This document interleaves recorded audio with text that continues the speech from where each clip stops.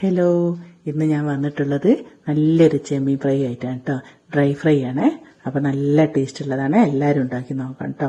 അപ്പോൾ അതിലേക്ക് വേണ്ട സാധനങ്ങൾ എന്തൊക്കെയാണെന്ന് നോക്കേ.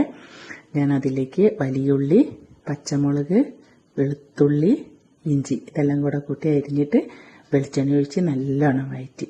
അത് നല്ലോണം വഴറ്റി വരുമ്പോൾ അതിലേക്ക് ഞാൻ തക്കാളി ഇട്ട് കൊടുത്തു. തക്കാളി ഇട്ട് കൊടുത്തതിൻ്റെ ശേഷം അതേപോലെ തന്നെ നല്ലോണം വഴറ്റിയുണ്ട്. നല്ലോണം വഴറ്റിയതിൻ്റെ ശേഷമാണ് പിന്നെ ഞാൻ അതിലേക്ക് മസാലകളിട്ട്. തക്കാളി നല്ലോണം വഴറ്റി വന്നതിന് ശേഷം ഞാൻ അതിലേക്ക് മുളക് പൊടി, മല്ലിപ്പൊടി, മഞ്ഞൾപ്പൊടി, ഗരം മസാല ഇതെല്ലാം കൂടെ ഇട്ട് നല്ല പച്ചമണം മാറുന്നവരെ ഒന്നും കൂടെ വഴറ്റി.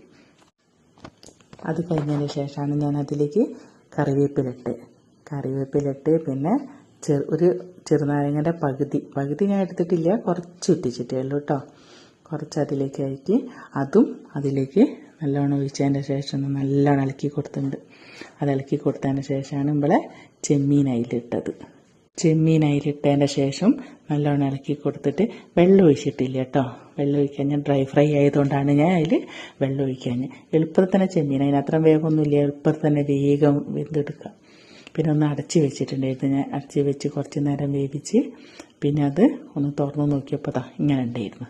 പിന്നെ തുറന്ന് നോക്കി ഒന്നും കൂടെ ഇളക്കി കൊടുത്ത് അപ്പോഴേക്കും നമ്മളെ ചെമ്മീൻ ഫ്രൈ റെഡി ആയിട്ടുണ്ട്. ഇഷ്ടമാവണേ എല്ലാവരും സപ്പോർട്ട് ചെയ്യണേ. അടുത്ത വീഡിയോ ആയിട്ട് വരുന്നവരേക്കും ബായ്.